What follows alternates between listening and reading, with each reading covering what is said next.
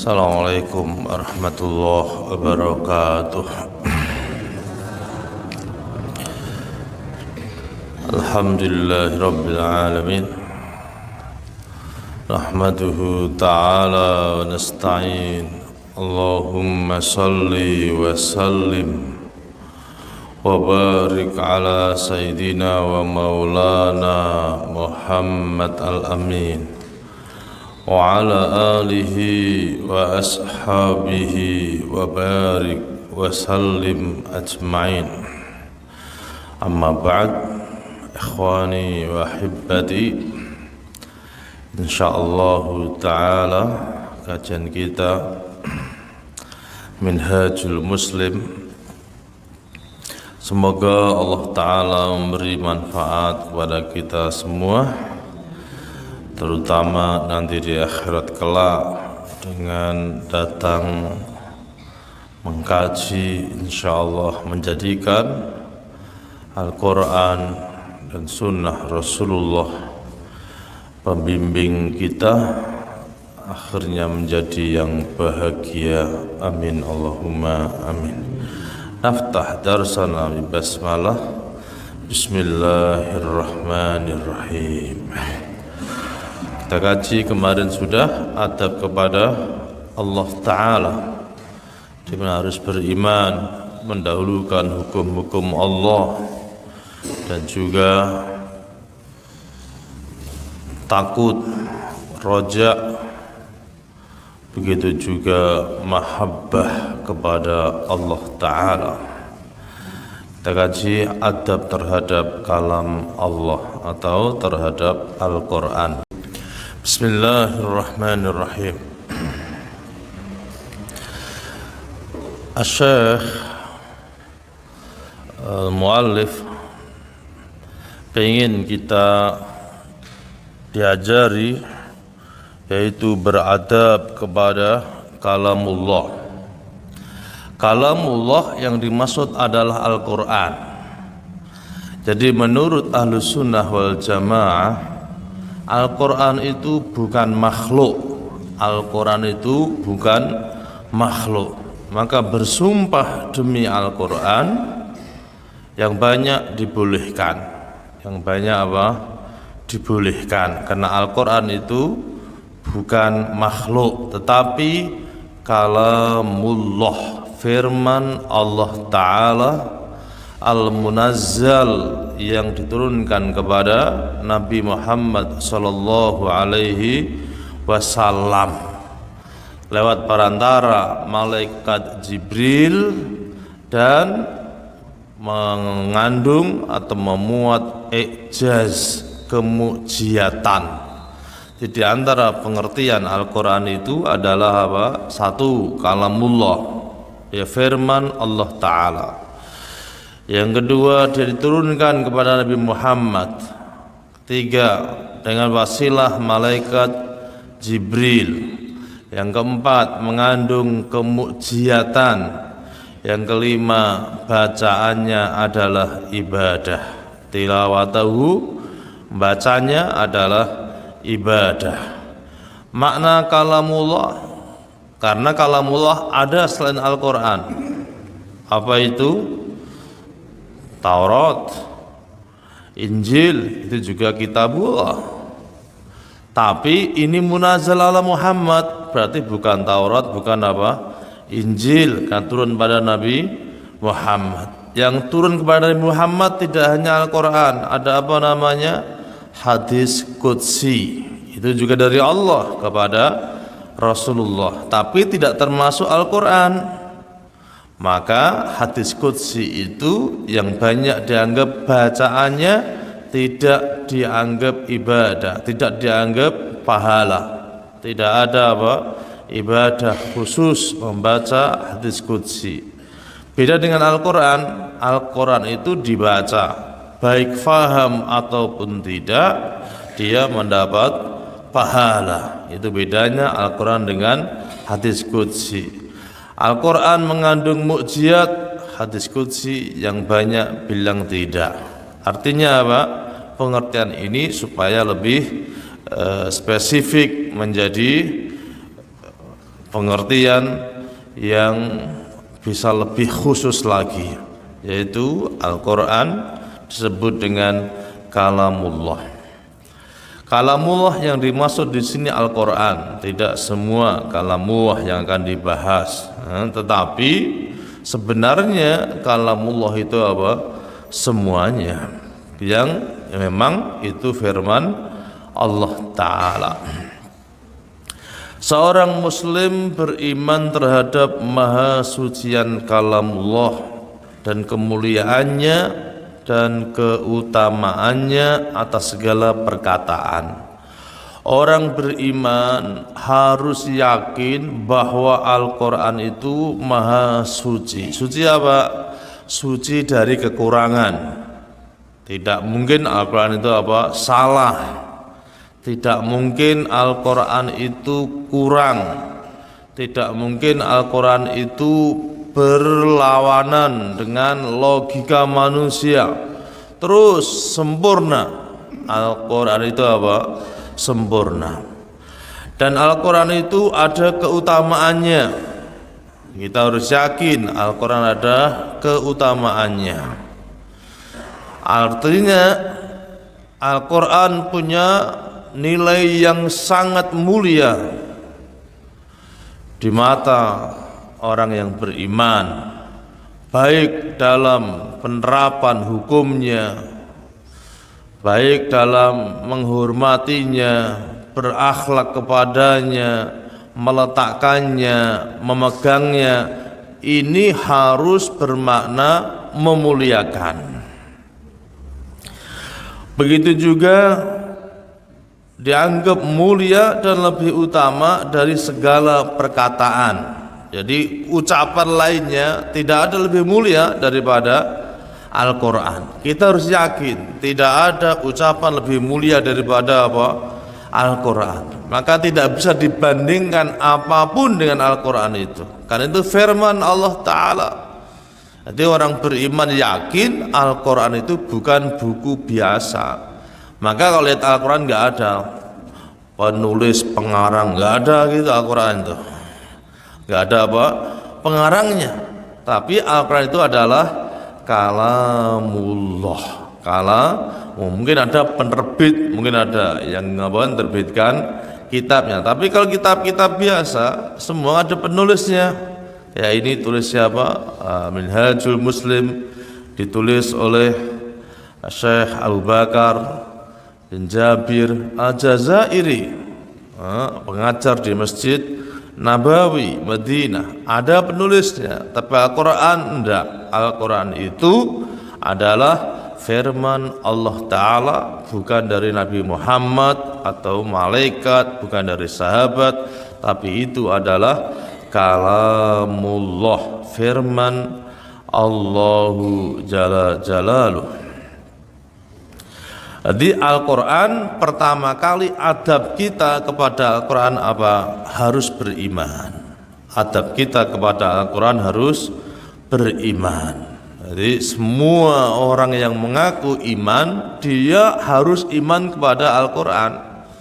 Imannya apa? Iman itu maknanya tasdik bil jazm, membenarkan dengan bulat tanpa ragu. Itu maknanya apa?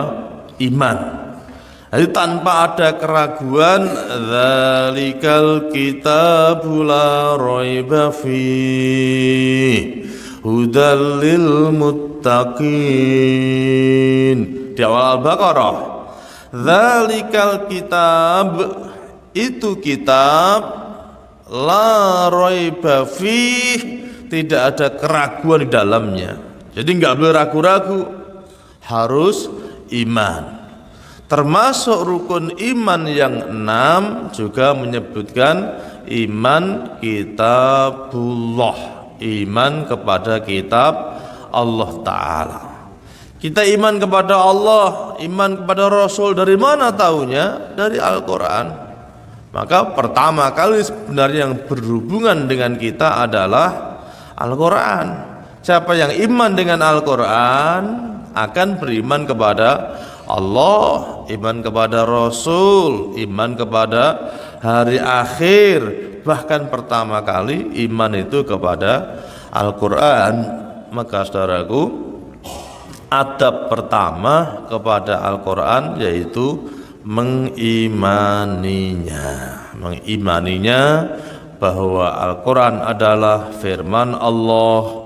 Al-Quran tidak ada yang kurang, Al-Quran itu petunjuk, Al-Quran itu sempurna, Al-Quran itu harus ditadaburi. Terus kesempurnaan ini kita harus gali, sehingga orang beriman itu akan rindu dan mencintai Al-Quran karena meyakini kesempurnaannya dan meyakini tidak ada kekurangan di dalamnya.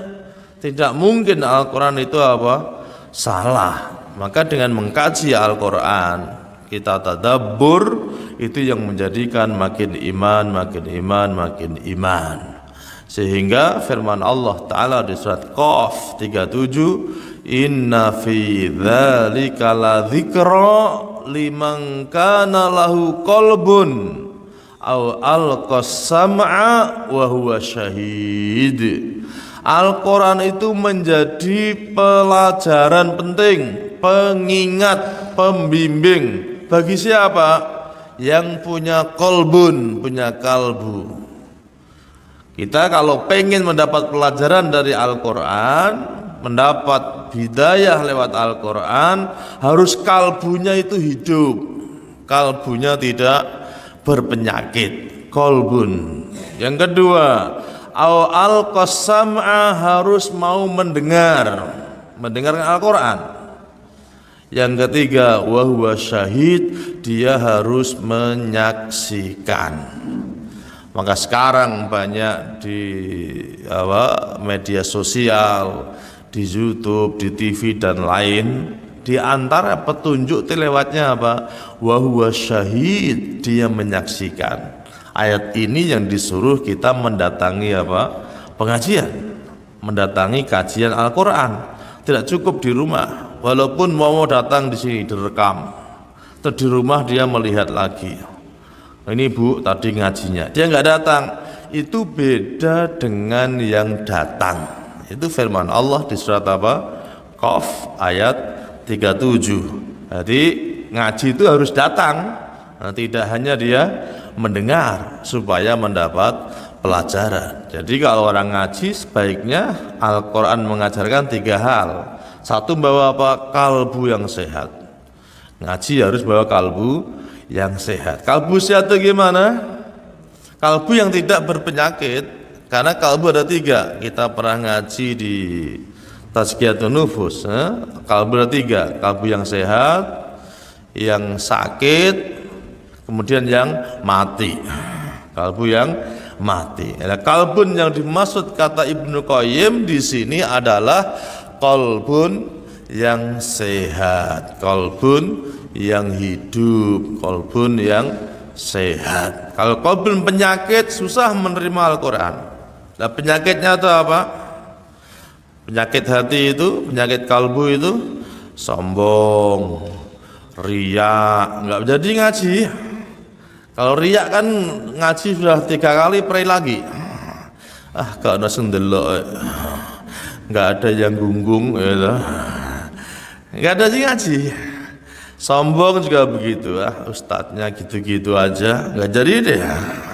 Saya sudah bisa itu, sudah nggak jadi kalau gitu. Kemudian iri juga susah mengaji itu. Orang iri ngaji susah. Mengaji, lihat temannya bawa mobil, dia enak bawa mobil, aku bawa motor, gitu. Saya kehujanan, nggak jadi ngaji karena kalbunya penyakit, riya, sombong. Itu menjadikan susah orang mendengar Al-Quran. Maka banyak yang ngaji tapi sebentar terus selesai, karena ada kesombongan di sana. Dan mungkin gitu-gitu aja, mungkin, dan banyak lagi.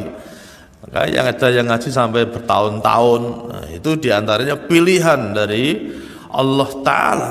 Karena apa? La dzikra. Jadi Al-Quran menjadi la dzikra, menjadi pengingat, menjadi pembimbing kita kalau kalbunya hayy. Yang kedua apa? Al-qasam'a, mendengar.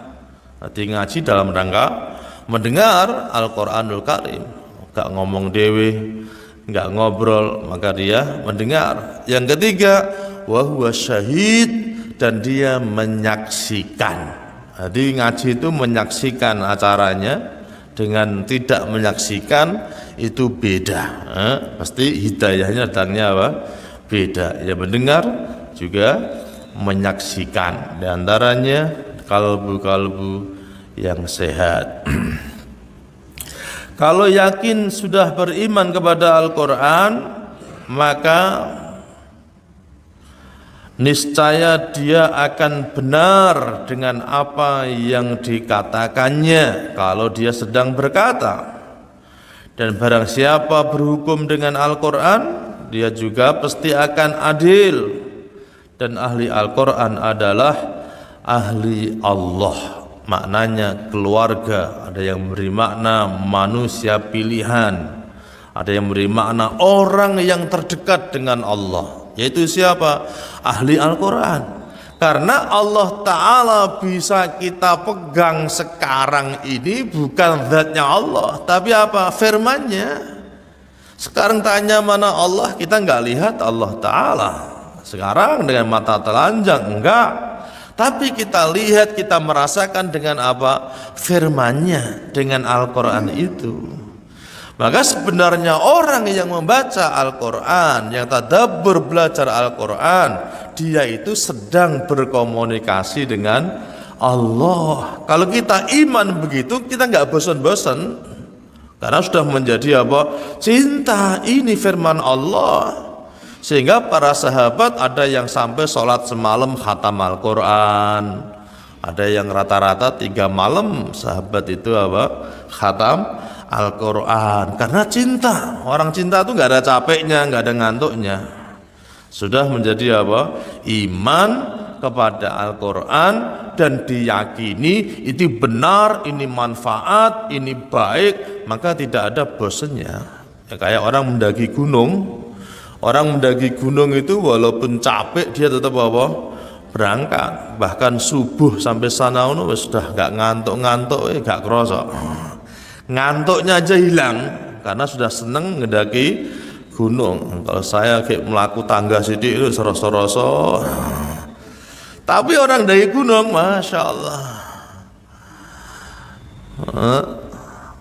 tidak ada capeknya, ngantuk hilang, capek hilang. Kenapa? Karena sudah kalbunya itu cinta, seneng, hobi. Lah Al-Quran itu begitu. Lah kita kalau belum seneng dengan Al-Quran, baru sebentar bosen, ngaji males. Ini yang perlu dipertanyakan, pasti kalbunya berpenyakit. Kita belum seneng dengan Al-Quran.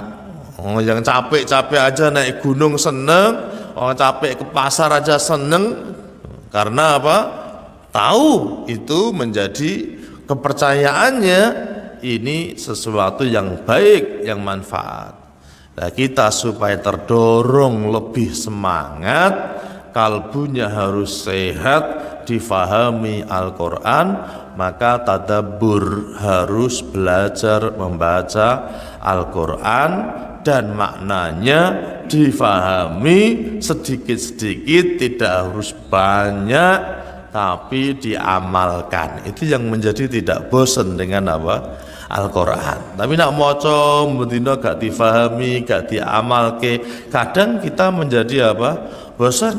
Maka sampai ada ucapan apa? Rubbatalin, berapa banyak orang baca Al-Quran, tapi yang didapat apa? Laknat. Kenapa begitu?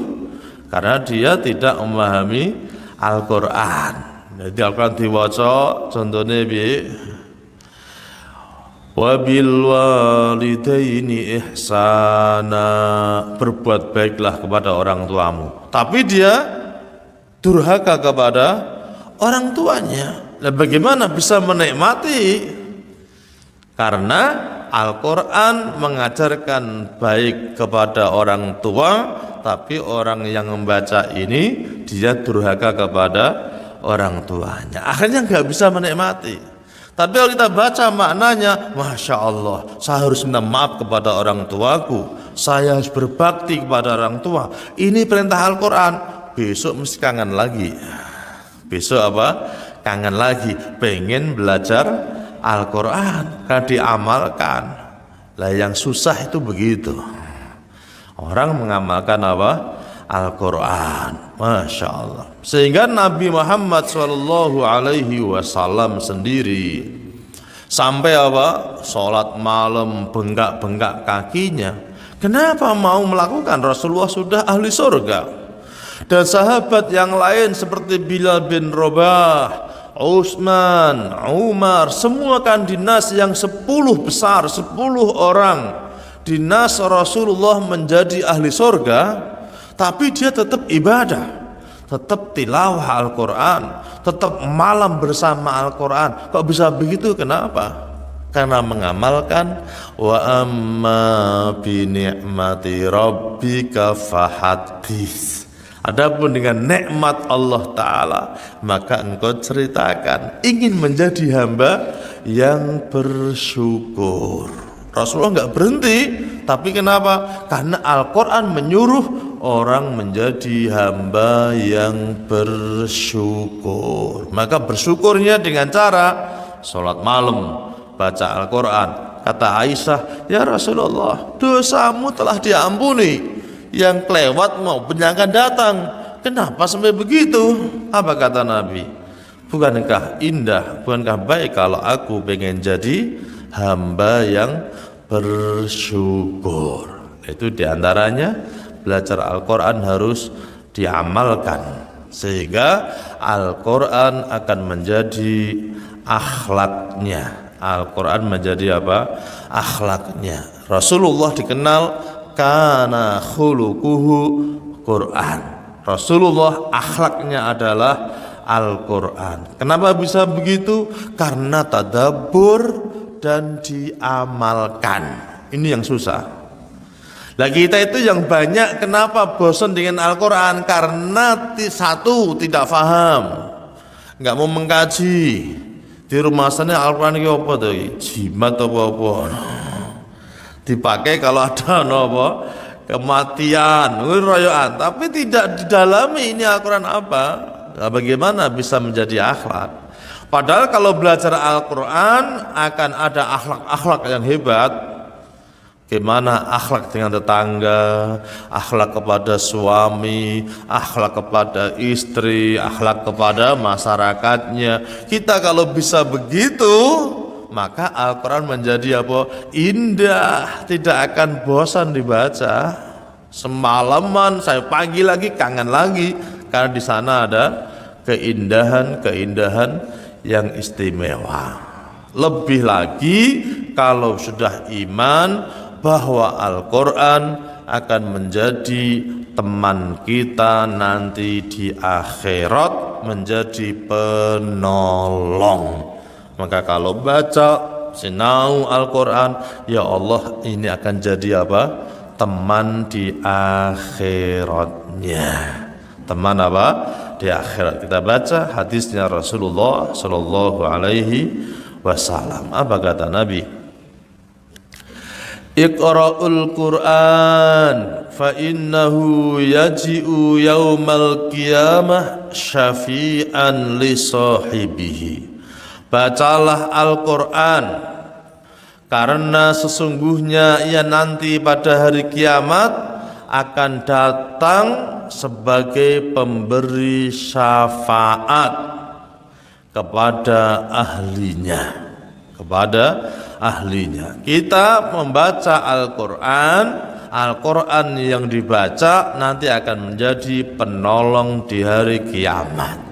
Berarti apa? Baca Al-Quran tidak hanya di dunia saja kita nikmati, menjadi akhlak, menjadi pembimbing, menjadi apa?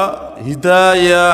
Bukan hanya itu, bahkan sampai akhirat menjadi syafaat. Bayangkan. Bahkan di hadis lain, Al-Quran akan menjadi penentu seseorang pangkat derajatnya di surga. Nanti di surga itu orang kalau sudah menjadi ahli surga masih disuruh baca Al-Quran lagi. baca Al-Qur'anmu yang kau hafal, kama turattil fid dunya, seperti engkau baca tartil di dunia. Kalau engkau bisa baca, naik surga lah tingkatnya. Makin banyak hafalannya, makin naik lagi tingkatannya. Itu diantara tingkatan ahli surga sesuai dengan hafalan Al-Qur'annya. Maka kita harus menghafal Al-Qur'an itu, tidak cukup dibaca. Supaya apa? Sampai akhir nanti kita bawa mati.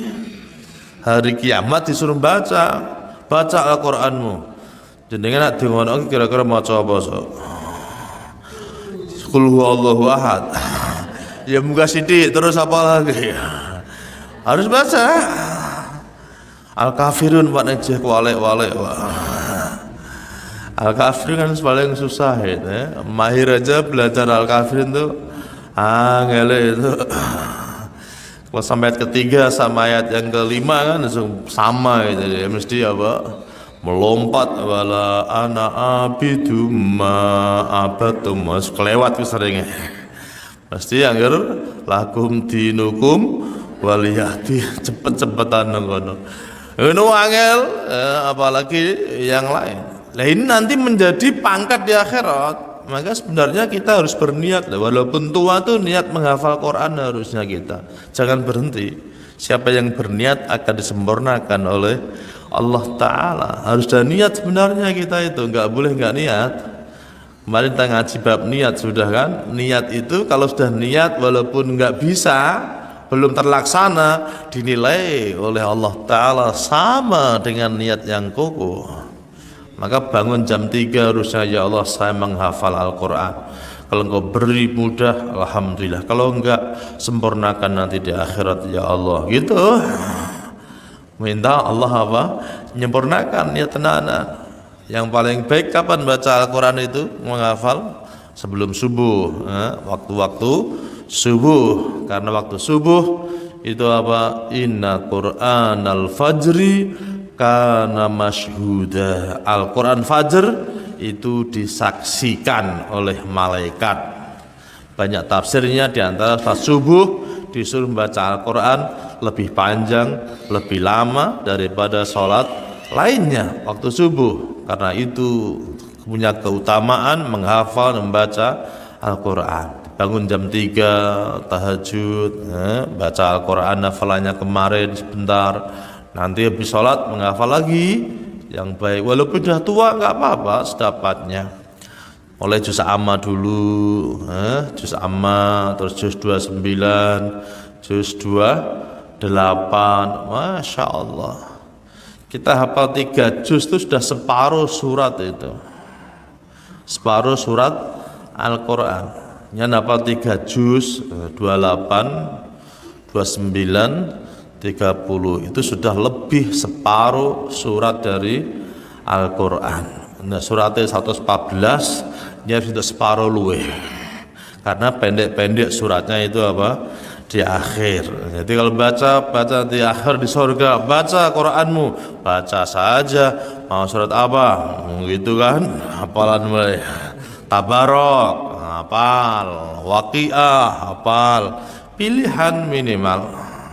Juz amma, hafal sedikit-sedikit karena menjadi penolong.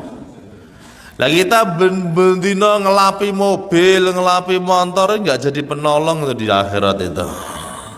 Tiap hari maculi ngarepan, karangan, nandur kembang.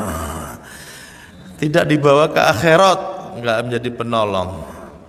Ana sing ngapalno Undang-Undang Dasar 45. Nganti apal nriti pasal 29 apal tentang bebas beragama, pasal 31 bab pendidikan, 33 bab apal dulu itu. Ada yang menghafal menteri, semua itu enggak dipakai sudah, kecuali jadi guru apa PPKN itu baru dipakai, kalau enggak ya enggak.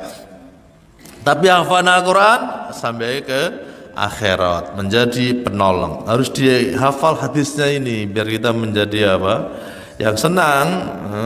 Kalau nggak menghafal hadisnya kadang kan malas-malesan. Tapi kalau Masya Allah menjadi penolong, sudah saya hafal. Nggak harus semuanya, tidak harus selesai 30 juz menghafal itu yang benar. Semampunya 3 juz lah rata-rata, sedengan itu dongnya 3 juz orang. Sedeng kita hafal itu 3 juz, 28, 29, 30 untuk umum sedengan itu sudah sedang. Baca tahajud, baca Al-Muzammil, Al-Mudaththir gitu, An-Nuh, Al-Qiyamah, satu surat sedengan untuk satu rakaat. Sudah hafal? Sudah hafal? 10.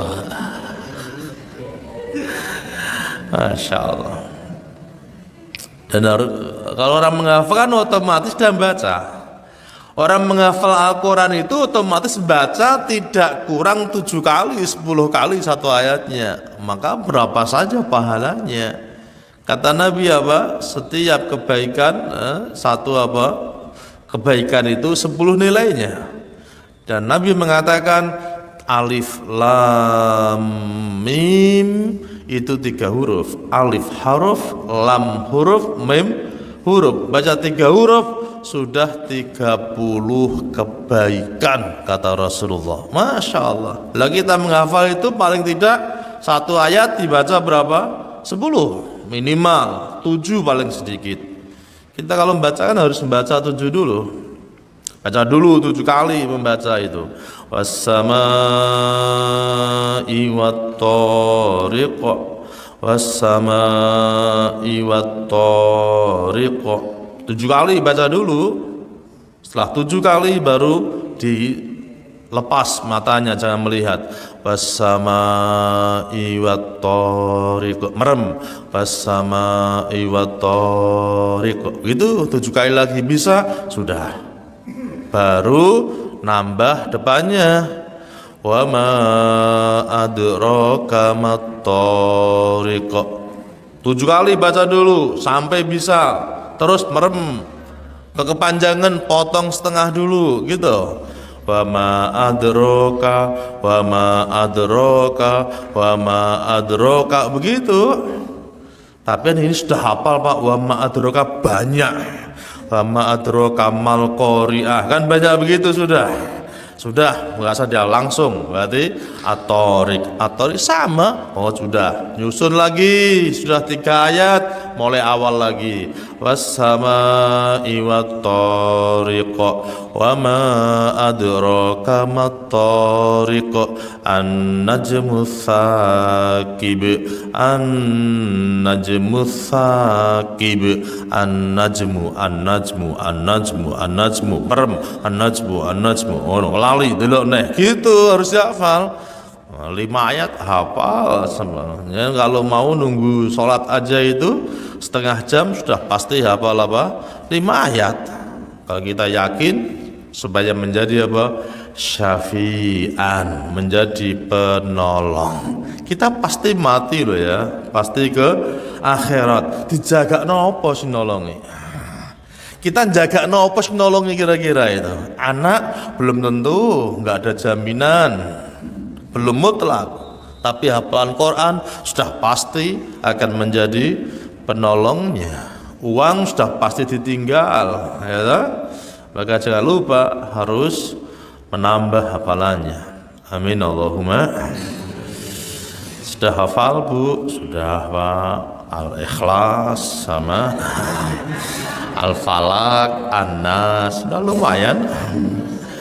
Di surga ya nanti baca itu aja lah pokoknya.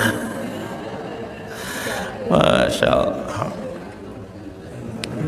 Harusnya kan begitu ya. Minimal kahfi apa lumayan 10 ayat ya sudah. Hadis Rasulullah lagi apa? Bawahnya.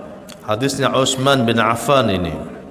Khairukum man ta'allamal Qur'an wa 'allamah. Khairukum maknanya sebaik-baik kalian adalah man ta'allamal Qur'an, orang yang belajar Al-Qur'an, wa 'allamah dan mengajarkannya. Riwayat Bukhari 5000 27. Masya Allah. Utsman bin Affan mengatakan, Rasulullah bersabda, sebaik-baik kalian itu adalah orang yang belajar Al-Quran dan mengajarkannya, nggak ada yang lain.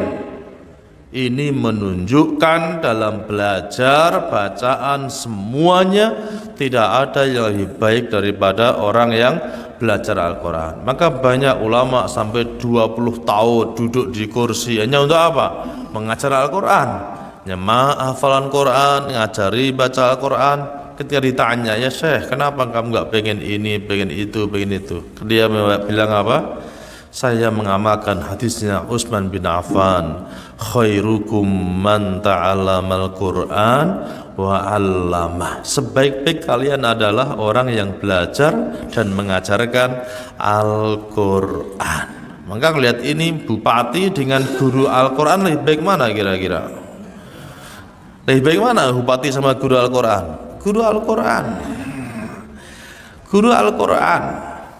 Hakim apa semua lebih baik guru Al-Quran, nggak ada yang lain. Guru Al-Quran tuh Masya Allah. Maka sampai disuruh Mary hanya 2 kan. Mary itu kemarin kita bahas Ahad pagi, apa? Ahli Al-Quran yang mengamalkan Al-Qurannya itu nomor 1 di dunia ini, nggak ada yang lain. Nomor 1 yang harus kita Mary dan terbaik di hadis ini cuma 1, guru Al-Quran yang mengamalkan Al-Qurannya, baik belajar mengajarkannya, orang terbaik. Baru yang kedua apa?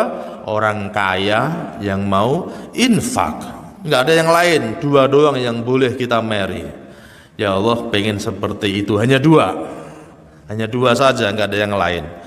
Jabatan, punya ahli olahraga, atlet, apalagi pengen jadi pemain sepak bola. Wah, aku pengen kayak ngono Ronaldo. Lah gak, bukan satu yang istimewa itu di hadapan Allah. Mati selesai semua, hanya 2 yang istimewa. Kita milih menjadi ahli Al-Quran yang siang malam belajar, mentadabbur, mengamalkan Al-Quran, atau menjadi orang kaya yang siang malam apa? Berinfak. Nah, sing repot ki sugih wis ora, ya toh. Maca Al-Quran ya ora iso, terus apa kita andalkan? Menjadi apa? Pecinta saja. Ini yang sampaikan khairukum. Kalau yang hadis yang dikenal, yang dulu sering dibacakan Agim itu, apa itu? Khairun nas anfa'uhum linnas, itu hadis yang lemah. Sebaik-baik manusia adalah orang yang bermanfaat untuk manusia lain. Itu hadisnya lemah, yang banyak dikatakan para ahli hadis, karena tidak menjamin orang manfaat manusia itu terbaik. Kira-kira lebih manfaat mana kita dengan yang menemukan lampu, menemukan telepon? Baik mana kira-kira? Lebih baik orang yang beriman, walaupun dia menemukan apa? Lampu. Kalau enggak iman, tidak menjadi orang yang terbaik. Tapi manfaatnya, dia manfaat loh menemukan lampu itu. Penemu lampu, penemu telepon itu manfaatnya Masya Allah, semua orang memakainya. Tapi kalau enggak beriman, bukan termasuk orang yang terbaik. Maka hadis itu secara matan, secara apa, isi juga tidak logik. Maka di banyak riwayatnya juga tidak dianggap apa, kuat. Tapi kalau hadis yang khairukum man ta'allamal Qur'an, sebaik-baik kalian adalah orang yang belajar dan mengajarkan Al-Quran, itu nas hadisnya di Bukhari, dan ini paling sahih. Maknanya apa? Ini pasti benarnya orang terbaik adalah belajar dan mengajarkan Al-Quran. Maka saudaraku, minimal kita jadi guru untuk siapa? Anak-anak kita. Minimal jadi guru untuk anak-anak kita, harus itu, supaya menjadi pewaris. Karena kita semua itu pewaris lah ya. Orang Islam itu semua mendapat warisan Al-Quran. Kita harus iman, kita juga mendapat warisan Al-Quran dari Allah, dari Nabi. Nabi meninggalkan 2, Al-Quran dan sunnahku, itu warisannya. hanya beda-beda mendapat warisannya. Ono sing 5 surat, ada yang 1 juz, ada yang yasin nggak nambah-nambah, ya lah. Ada yang banyak, kan begitu, warisan semua lah ini dari Al-Quran.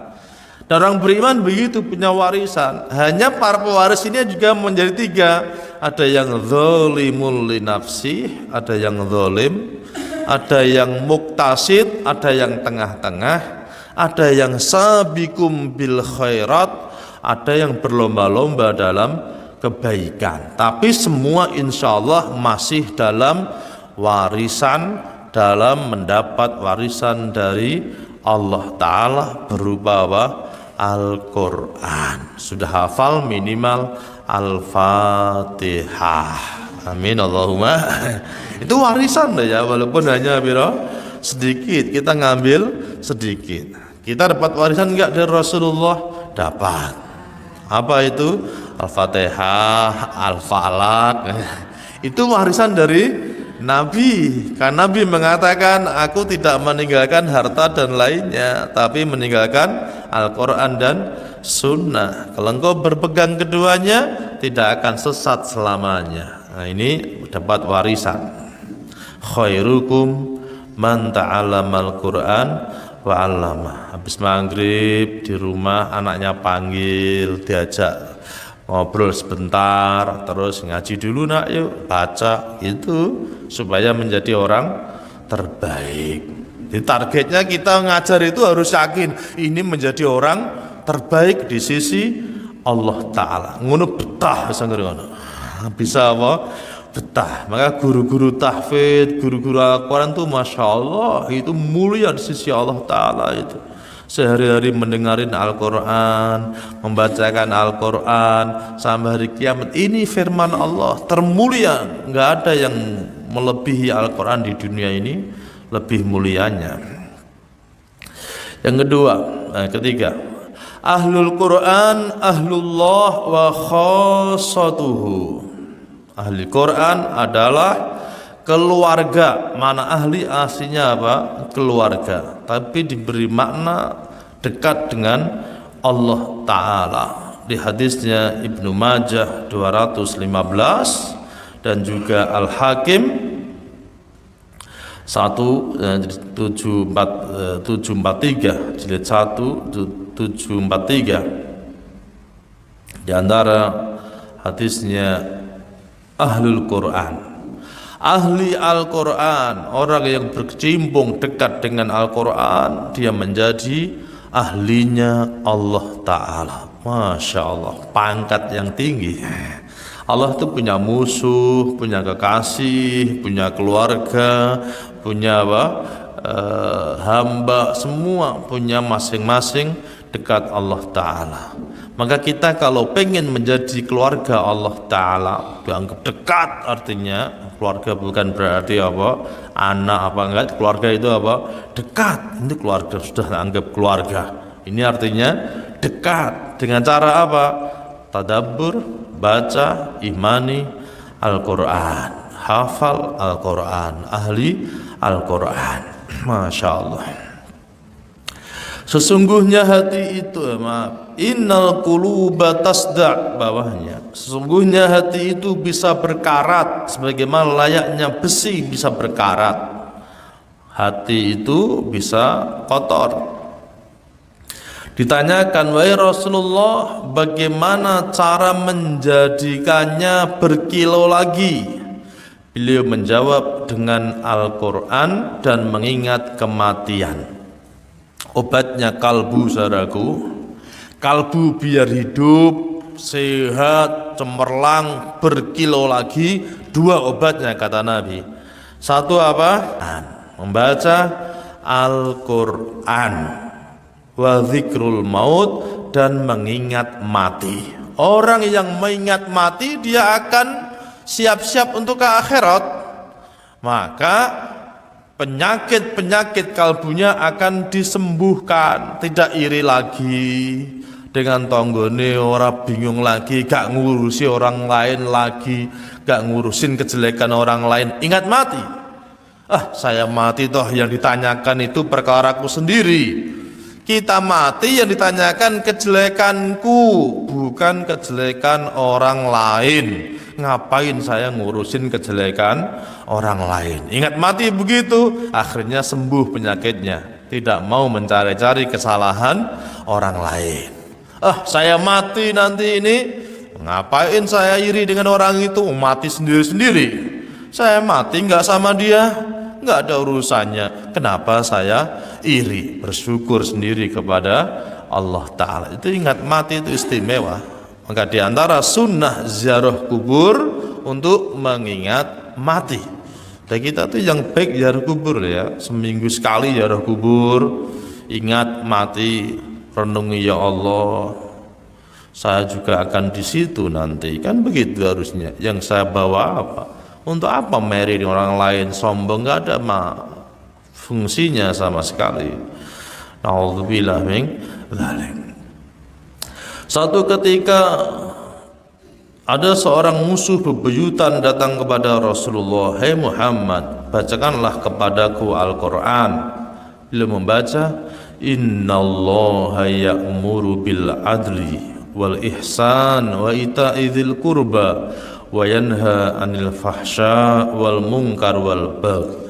Ayat ini yang sering dibaca ketika khutbah Jumat. Khutbah Jumat ditutup dengan ayat ini diantaranya. Dulu dimulai mulai generasi tabi'in yang banyak riwayatnya. Belum selesai Rasulullah membaca, musuh tersebut meminta beliau mengulangi bacaannya. Kenapa? Karena kagum akan keagungan lafadznya, kesucian maknanya, terpesona dengan penjelasannya, dan tertarik dengan kekuatan pengaruhnya. Jadi Al-Quran itu kalau dibaca seharusnya, kalau kita difahami, kita akan mengatakan Masya Allah, benar semua, Masya Allah, nggak ada yang salah. Harus begitu. Jadi meyakini, tambah yakin. Hanya karena kita jarang memahami Al-Quran, maka seringnya dibaca biasa-biasa saja. Maka orang-orang Arab kalau Syekh Sudais baca Al-Quran sering apa? Menangis. Kenapa? Karena berbicara Al-Quran faham. Karena bicara tentang neraka. Contoh kalau lihat kita Al-Quran, coba baca hal ataka Jumat umpamanya, sering gitu. Wujuhi yauma idzin khasyi'ah. Wajah-wajah nanti itu terhinakan. Itu kan kita takut itu nanti di akhirat. Astagfirullah. Sampai kita merinding kalau melihat gitu sebenarnya. Apakah baca surah Al-Waqiah coba itu? Masya na'udzubillah. Wa ashabus shimali ma ashabus shimal fi samumin wa hamim. Bayangkan itu penuh dengan makanan apa? Makanannya racun, samum, wa hamim, air yang menyala-nyala, yang panas minumannya. Ada yang mengatakan hamim itu nanah, darah. Nah, coba kita bayangkan baca Al-Waqiah macam itu. Ya di neraka nanti minumannya darah nanah. Gimana kita nggak takut? Kalau kita baca Al-Quran, baca baik kita baca pedang, kita pasti mati, pasti ke akhirat. Dan mungkin kita ingat suami, ingat orang tua yang sudah mati. Coba bayangkan neraka minumannya nanah darah. Sekarang kita roh darah itu, roh nanah jijik, naudzubillah. Tapi neraka, bilang lihat berita tadabbur, akhirnya apa? Bisa menangis. Malam sholat diulang-ulang ayat itu. Begitu. Kita kalau baca apa? Contohnya yang kita hafal juz amma kan banyak yang tentang pelajaran apa? Akhirat. Kayak baca apa namanya? Idzal zulzilat, apa al-qari'ah. Kan mungkin kita hafal, tersapi tentang akhirat. Wa amma man khaffat mawazinuh fa ummuhu hawiyah. Yang ringan timbangan amal baiknya kembali ke hawiyah. Apa itu? Narun hamiyah. Api yang menyala-nyala, neraka yang panas. Kita bayangin, padahal pasti kita ke sana. Kalau sampai ke akhirat sudah gagal, maka kita tidak akan bisa kembali lagi. Naudzubillah min dzalik. Enggak bisa ke dunia lagi. kita sudah pasti kena hukuman-hukuman akhirat. Lah baca Al-Quran itu harusnya begitu. Maka banyak sahabat sampai baca satu ayat diulang-ulang sampai dia faham, sampai takut dengan siksa neraka. Kita kan enggak, cepet-cepetan beda apa, cepet akeh, kadang-kadang tidak difahami sama sekali. Maka ngaji ahad pagi itu Masya Allah, saya merasa juga apa, seneng gitu. Ahad pagi itu kan sudah berapa tahun itu menjadi wiridan, menjadi apa jenis rutin belajar. Kalau nggak ngaji ahad pagi mungkin juga malas loh belajar Al-Quran itu. Nyampe gedung nurut moco ya susah sekali. Tidak hanya jamaah, ustadznya juga malas itu. Tapi ngaji ahad pagi dengan banyak ngaji, ya itulah kuncinya. Kita menjadi apa? Belajar terus. Maka kalau malam ahad itu pasti saya belajar apa? Tafsir, buka Al-Qurtubi, Ibnu Katsir dan lain-lain. Besok mau apa? Ngaji, menjadi tambah ilmu. Dan nggak mungkin kita puas. Makin belajar tuh nggak mungkin kita apa? Puas, karena makin bodoh, makin banyak kandungan apa? Al-Quran. Sampai di akhir Al-Kahfi 109 apa kata Allah?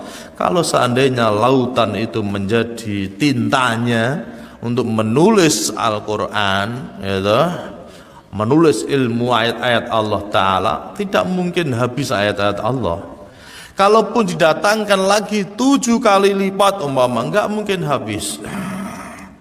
Datangkan lagi tinta yang banyak, enggak mungkin habis. Karena maka belajar itu enggak mungkin apa? Selesai. Kita baru baca hadis itu Masya Allah, maknanya, kandungannya tidak mungkin selesai.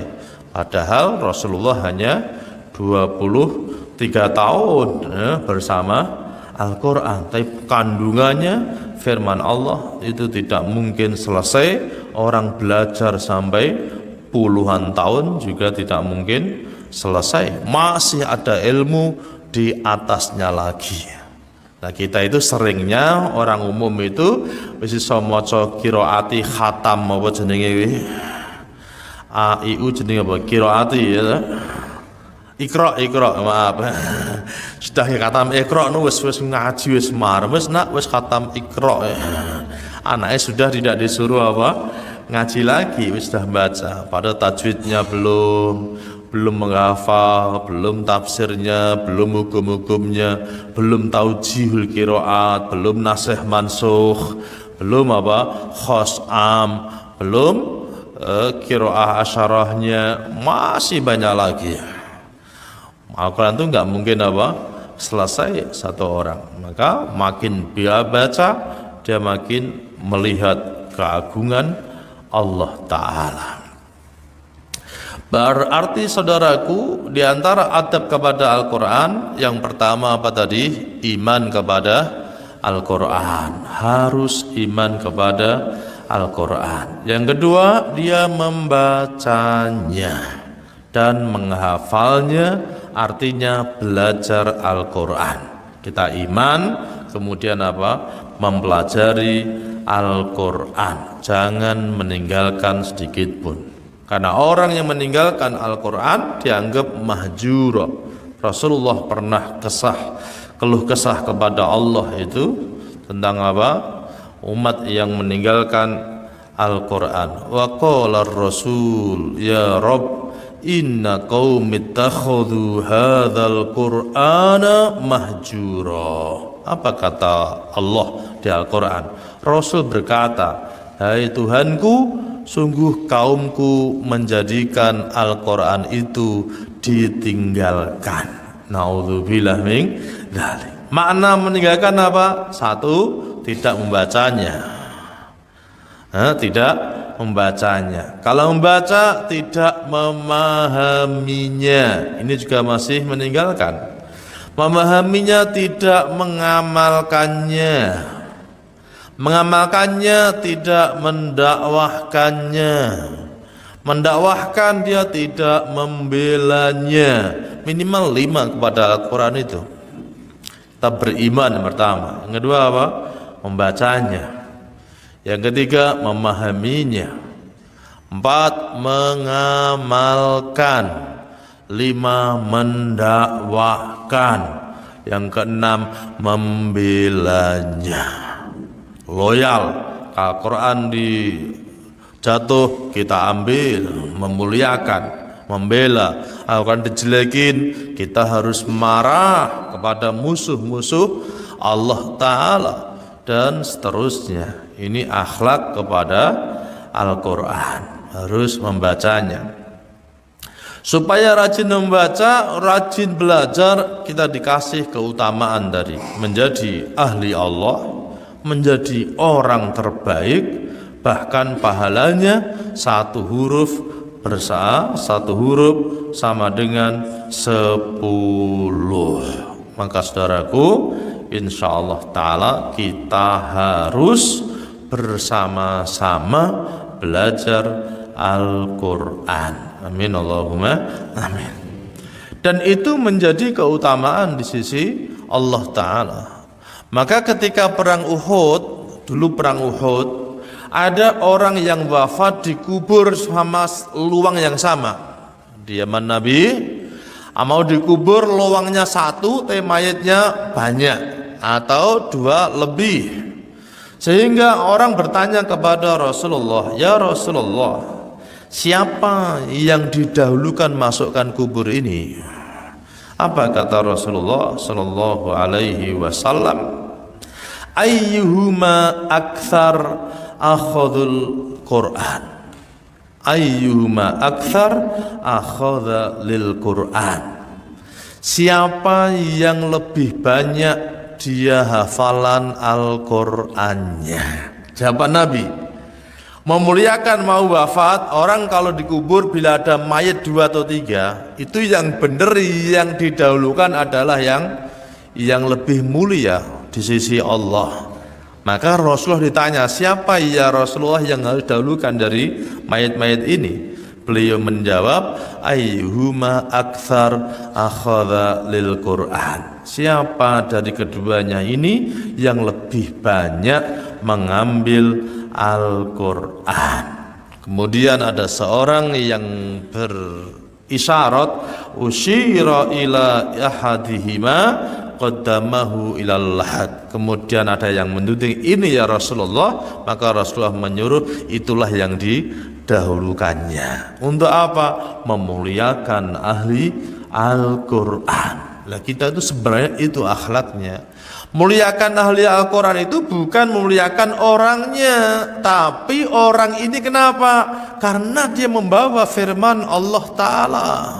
Karena orang ini menjaga firman Allah, orang ini mendakwahkan firman Allah Ta'ala. Kita muliakan yang dimuliakan Allah. Jadi bukan jenis manusianya sama, tapi karena dia memuliakan Al-Quran, kita harus lebih memuliakan dia. Tapi naudzubillah, sekarang kita tuh jarang yang begitu. Yang dimuliakan sekarang siapa? Seringnya apalagi sudah jadi pegawai, mesti apa? Pejabatnya didahulukan, Masya Allah. Sampai kadang kita munduk-munduk, naudzubillah, itu susah sekali hidup kita itu. Padahal yang dimuliakan siapa harusnya? Ahlu Al-Quran. Kalau pejabat pensiun selesai. Dulu kabak, sekarang ini sudah. Kalau pensiun ya untuk Al-Quran, itu harusnya supaya lebih mulia lagi. Kalau kita dulu menjadi pejabat, umpamanya pensiun harusnya kemana-mana apa? Lebih mulia lagi. Jangan sibuk dengan yang remeh.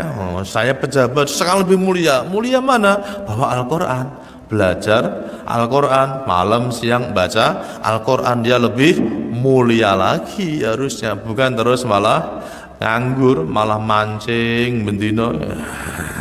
Ya gak mulia-mulia ngono supaya mendapat kemuliaan. Begitu juga sebagai bentuk pengagungan kepada Al-Quran, hadisnya Rasulullah sallallahu alaihi wasallam, min ta'zimi jalalillahi ikram thalatha. bukan berarti nggak boleh muliakan yang lain ya. Kita kalau disuruh muliakan di dunia 3 orang, ini yang termasuk istimewa, termasuk memuliakan bentuk pengagungan kepada Allah, itu mengagungkan 3 orang. Kalau secara umum 3 orang. Satu, kata Nabi, al-imamu al-adil, imam yang adil. Pemimpin kalau adil juga kita harus memuliakan. Bukan berarti semua pemimpin tidak dimuliakan, tapi pemimpin yang adil itu juga harus dimuliakan. Kebaikan akan muncul terbit dari keputusannya, kebijakannya. Maka salah satu memuliakan Allah diantaranya dengan cara memuliakan pemimpin yang adil. Yang kedua, wadhi syaibah al-muslim, dan orang tua yang Islam itu juga berhak dimuliakan. Orang tua atau yang sudah usia lanjut, walaupun gak orang tua kita, tapi dia orang yang Islam. Karena orang tua yang Muslim berarti lebih banyak ibadahnya daripada yang muda. Yang ketiga, hamilul Quran, yaitu para pengkaji, pembelajar, pengajar, ahli, penghafal Al-Quran. Hadis riwayatnya Ahmad dan Muslim dari Ibnu Mas'ud, ya ummul qaum aqra'uhum li kitabillah. Pemimpinnya kaum adalah orang yang paling ahli Al-Quran. Ingat, pemimpin seharusnya dihormati karena dia juga menjadi ahli Al-Quran. Dan imam yang paling baik, pemimpin seharusnya siapa? Yang paling banyak hafalannya Al-Quran. Tapi kita enggak sekarang. Yang paling banyak siapa? Yang paling banyak duitnya. Kayaknya pemimpin yang paling banyak siapa? Duitnya. Supaya orang nyalon bupati, orang nyalon gara-gara anti duit. Gerobokan di Solo, gak ada saingannya, gak ada nyalon apa. Itu mungkin bagus sekarang itu. Orang nggak mau rebutan pangkat, sudah mulai ada orang sudah nggak mau pangkat lagi. Kita harus baik sangka, berarti orang gerobokan sudah menjadi baik, tidak suka pangkat, ya. Maka nggak ada yang nyalon bupati. Itu kalau baik sangka kan begitu. Hanya prihatin kadang-kadang para pemikir itu, kenapa nggak ada yang nyalon? Apa nggak ada yang bisa? Apa nggak ada yang sekolah? Gak mampu? Biyen. Jawabannya apa? Orang ono sing duwe duit, Pak. Saya kemarin jago-jago ngobrol-ngobrol dengan tokoh gerobokan, dia. Partai kok nyalon ke 1 orang, apa nggak ada yang lain? Partai kan pengennya punya kekuasaan, saya bilang. Namanya partai itu pengen punya kekuasaan. Partai kan pengen dalam rangka dapat kekuasaan. Kok nyalon ke wong liya, partainya orang lain, itu partainya terus ngapain pengen partai kan sampai keluar guyon ngono. Jawabannya apa? Rano sing di duit, Pak ya. Kalau sing di duit cukup nggak nyalon bupati. Bupati itu harus 15 miliar minimal. Astagfirullah. Betul katanya begitu ya, 15 miliar buat dadi burung jadi. Ya Allah. Itu kalau bikin masjid sudah dapat 10 itu lebih. Jadi dengan 15 miliar bikin masjid 10 lebih mulia dari bupati jadi tenan. Ya entah bikin masjid di jalan belum ada masjid, jalan raya bikin sendiri masjid, tulisi masjid dengan masjid Parno, Masjid Pak Darto, ngono Masya Allah. 10 masjid 1 miliar sudah diapit masjid ya. 1 miliar itu sudah cukup dengan apa? Masya Allah, 15 miliar dapat 10 wis. 500 juta tanahnya, terus apa jenenge 1 miliar masjidnya Bang Arman Semarang mesti terkenal jadi kan. Rasa kudu apa terkenal nang langit enggak nang bumi tok, nanti di langit terkenal, dan nanti di surga punya apa istana-istana besar. Dan bupati 15 miliar selesai mah di penjara, naudzubillah. Orang pasal semua hidupnya itu sibuk, betul kan gitu. Di Jawa Tengah katanya kan kalau 35 bupati wali kota itu yang penjara berapa? 23 kemarin itu kan. Dari 35 23 orang sudah bayangkan itu separuh lebih masuk penjara. Masa gitu senengin sampai royoan, mulapian orang kita itu nggak mau apa? Nggak mau nyalon itu apian. Kenapa Pak nggak nyalon? Wedi apa? Amanah besar. Saya takut kalau kena amanah nggak bisa menunaikan. Kan hebat itu. Jawabannya harusnya begitu. Jangan ranti duit toh Pak. Itu kan jawaban soleh itu. Kenapa nggak nyalon? Takut amanah Pak. Itu kan hebat. Bismillahirrahmanirrahim. Semoga kita dapat pemimpin yang baik. Amin Allahumma amin. Kalau sudah pemimpin dihormati, itulah takdir Allah Ta'ala. Seorang muslim selain menghalalkan yang halal, mengharamkan apa yang diharamkan, berpegang teguh dengan adabnya dan berakhlak dengan akhlaknya, maka ketika baca Al-Quran juga harus dengan adab-adabnya. Adab membaca apa? Al-Quran. Adab membaca Al-Quran. Satu apa? Niat ikhlas untuk Allah Ta'ala. Kita kalau membaca Al-Quran harus niat ikhlas untuk Allah Ta'ala. Latihan tidak ingin dipuji orang lain, tidak ingin banyak-banyakan, tapi niat ikhlas untuk Allah Ta'ala. Itu sing angin. Maka termasuk perlombaan itu dibicarakan ahli ilmu, boleh enggak, karena khawatirnya tidak apa? Tidak ikhlas. Yang kedua, membaca dengan adab yang baik, yaitu apa? Berwudu. Membaca yang baik berwudu, walaupun enggak wajib yang banyak dikatakan, tapi adabnya itu berwudu. Menghadap kiblat, memakai pakaian yang bagus, itu diantara adab membaca Al-Quran. Kemudian yang ketiga, memulai dengan ta'awud. Fa idza qara'tal Qur'an fasta'id billah. Kalau engkau hendak membaca Al-Quran, bacalah apa? Mintalah perlindungan kepada Allah Ta'ala. Termasuk yang dikatakan ini banyak difahami itu wajib. Memulai baca Al-Quran dengan a'udzubillahi minasyaitonirrajim, yang banyak dikatakan wajib.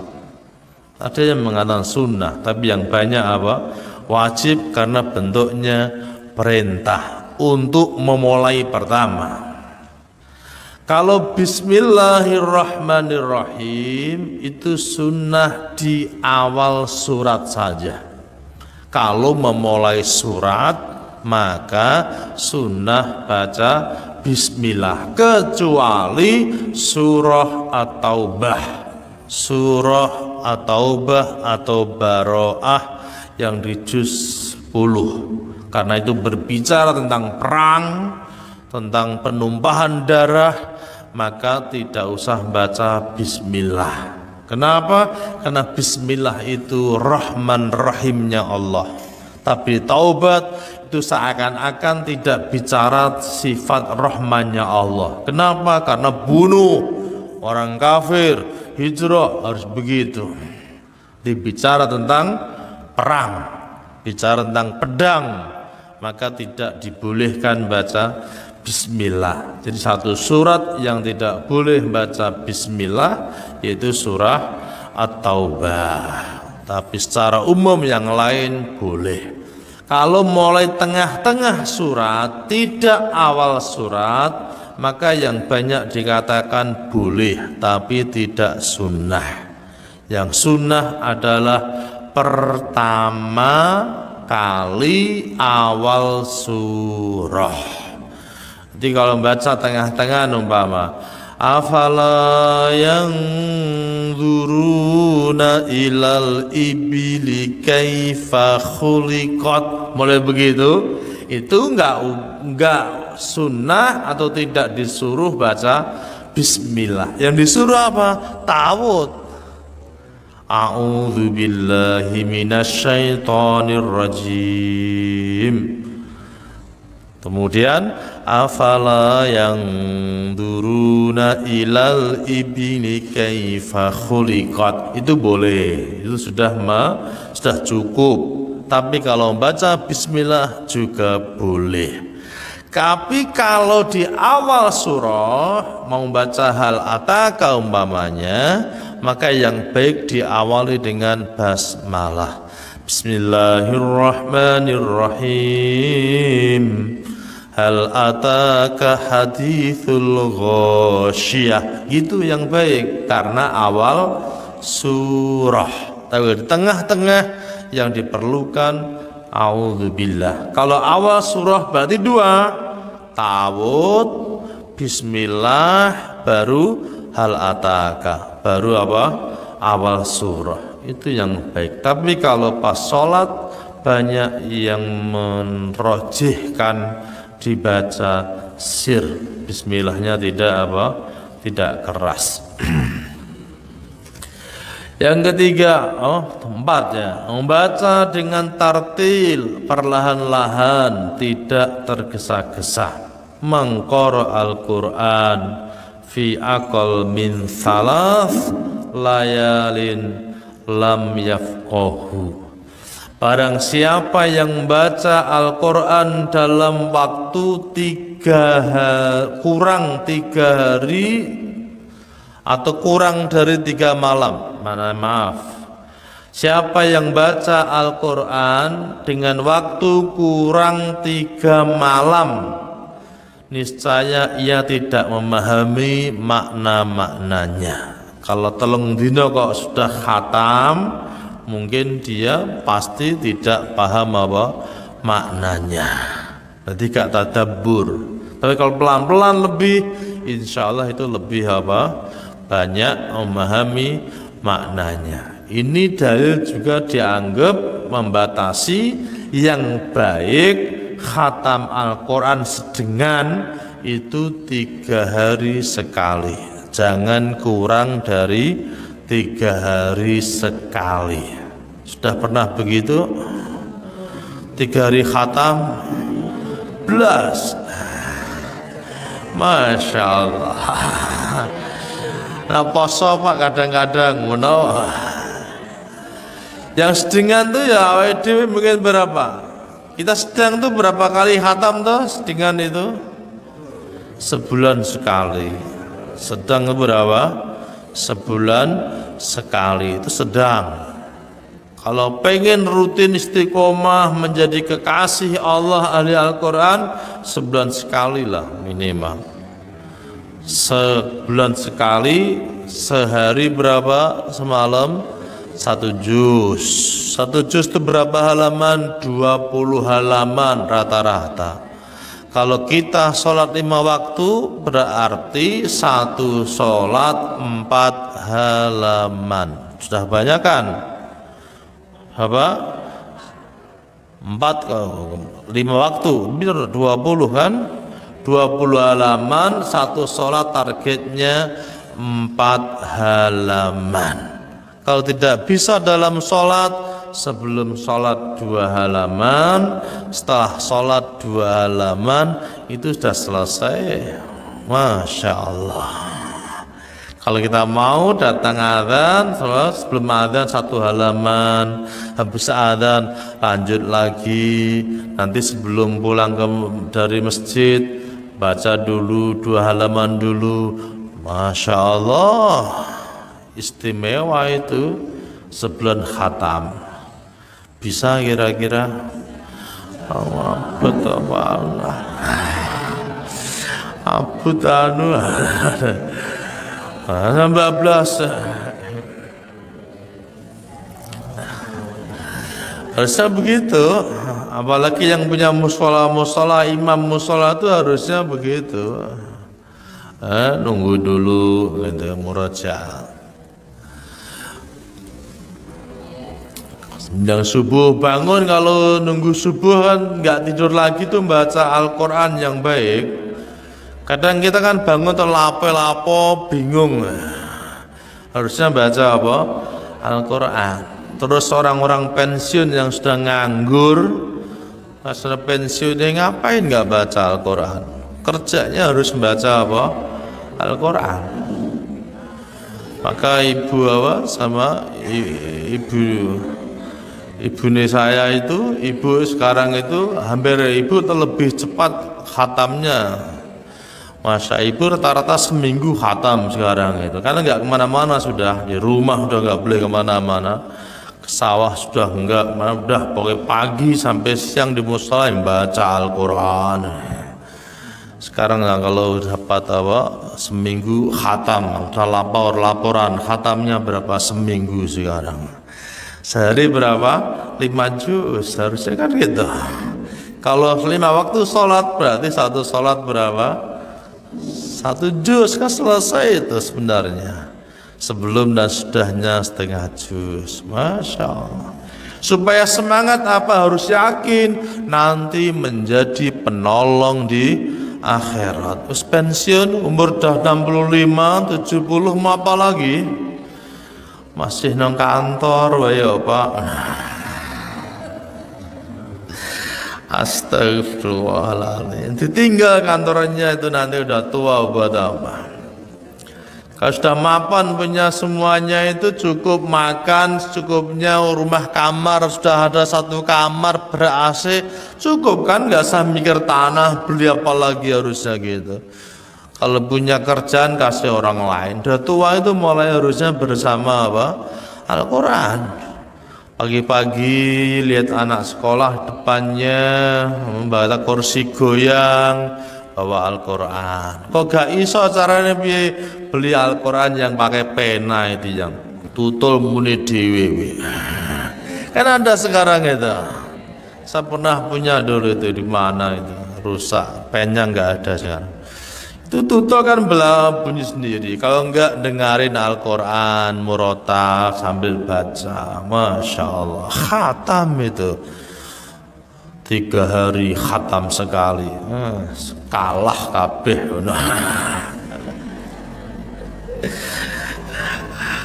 Loro bisa maca Pak A I U orang ngelepol. Yang angel apa kata Nabi? 2 pahalanya. Siapa yang baca Al-Quran ya tahu kangelan, itu pahalanya 2 loh ya. 1 pahala bacanya, yang kedua pahala kangelane. Au mau malah keliru itu balik. Karena orang tua gitu ngajinya itu. Itu amanar rasulu lu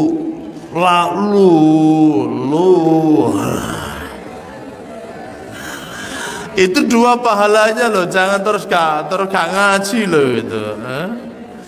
Pahala kangelan kata Nabi, falahu ajron, baginya 2 pahala. Jadi nek ana sing au jadi diguyokno, wah ganjarmu akeh mbah lha apa? Lah au.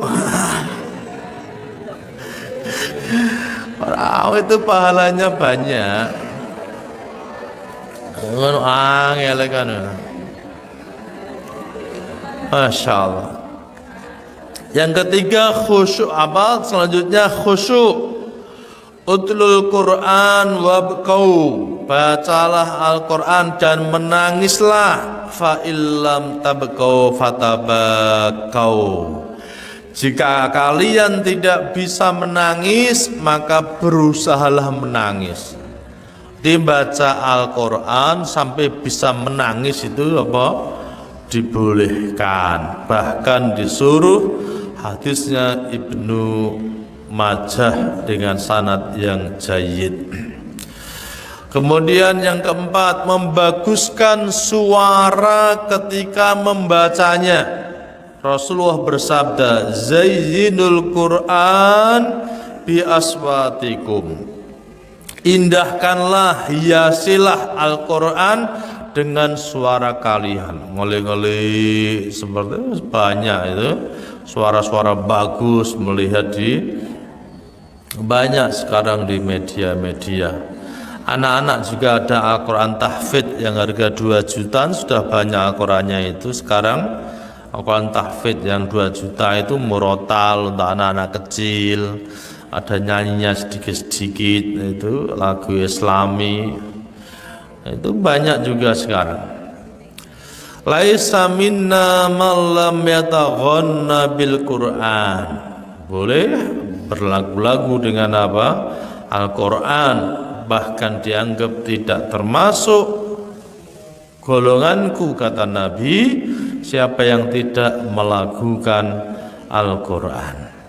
Ma'adhinallahu li syai'in ma'adhina li nabiyyin yataghanna bil Qur'an. Allah tidak mendengarkan sesuatu sebagaimana dia mendengarkan seorang nabi melakukan Al-Quran. Masya Allah. Al-jahir bil Quran kal jahir bis sadaqah. Orang yang mengeraskan bacaan Al-Qurannya laksana orang yang menampakkan terang-terangan sedekahnya. Jadi baca Al-Quran itu levelnya level apa? Sedekah. Jadi kalau takut dianggap ria, ya pelan-pelan, ya. Suaranya apa? Pelan-pelan. Membaca dengan merenungkan dan memikirkan, tadabbur. Karena Al-Quran diturunkan apa? Kitabun anzalnahu ilaik mubarakul liyatabarru, supaya untuk tadabbur, direnungkan. 7, hendaknya ketika membaca dia tidak termasuk orang-orang yang lalai atau menyelisihi. Karena kadang-kadang orang itu membaca tapi Al-Quran melaknat dirinya. Tadi saya sampaikan termasuk apa? Kadang-kadang dilaknat orang minum keras, orang yang maksiat. Pada Al-Quran itu melaknat itu semua. Maka membaca Al-Quran juga harus menghindari larangan-larangan Al-Quran. Itu menjadi berakhlak kepada Al-Quran. Amin Allahumma amin. Kemudian saudaraku, kita yakini bahwa Al-Quran itu paling utama yang ada. Termasuk adabnya yaitu meletakkan Al-Quran di tempat yang paling tinggi daripada buku-buku lainnya. Kalau punya perpustakaan di rumah, lemari, maka Al-Quran tempatnya paling tinggi. Kemudian menaruh Al-Quran di meja, di kursi, atau di meja dampar. Kalau kita biasa meja kecil seperti tempat ngaji itu, kalau pas membacanya itu termasuk sunnah. Karena kadang banyak yang baca Al-Quran, tapi Al-Quran taruh apa? Di lantai. Itu diantaranya dianggap kurang memuliakan. Maka dalilnya ketika Rasulullah Shallallahu Alaihi Wasallam dulu ditanya orang Yahudi tentang hukum zina, maka Rasulullah katakan, mana Tauratmu, mana Tauratmu. Diambilkan Taurat, dikasih Rasulullah, Rasulullah menaruhnya di kursi. Ini menunjukkan lebih memuliakan tempat yang tinggi, jangan taruh di lantai, minimal ada apa? Seremeknya, itu termasuk memuliakan. Tapi kalau di lantai tidak dalam rangka menghinakan juga sebenarnya tidak masalah. Sebenarnya tidak masalah, tetapi lebih ikram, lebih memuliakan bila membaca Al-Quran. Al-Qurannya apa? Dipegang, dipangku, jangan ditaruh di kaki. Mas lujung ternonggoni sikil ladu ngono kuwi. Itu namanya tidak apa? Menghormati. Jadi dada minimal itu diantaranya menghormatinya. Jadi insya Allah kita beradab kepada Al-Quran. Amin Allahumma. Memuliakan Al-Quran, memuliakan ahli Al-Quran, semua itu menjadi kebaikan di sisi Allah Ta'ala.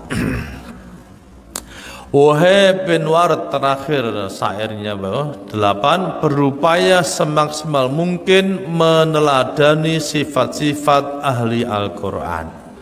Insyaallah orang yang menjaga agamanya diantaranya 2.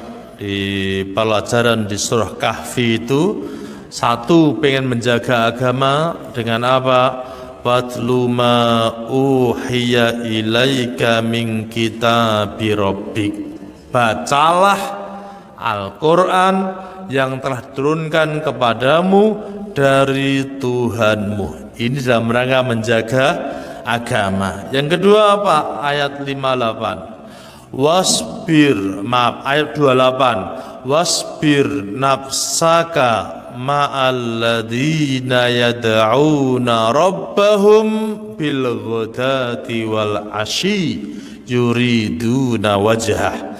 Sabarlah kamu bersama orang-orang yang mengajak kepada Allah Ta'ala pagi dan sore, dan hanya karena mencari ridho Allah Ta'ala. Kita kalau baik saudaraku, 2 nasihat kepada Ashabul Kahfi.